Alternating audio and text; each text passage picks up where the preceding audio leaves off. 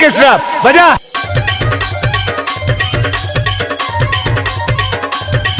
DJ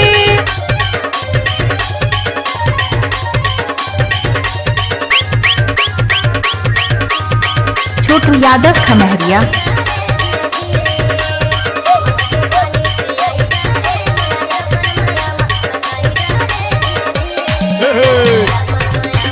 DJ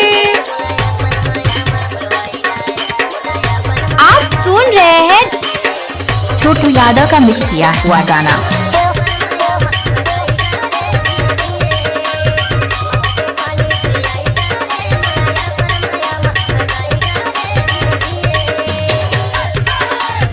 DJ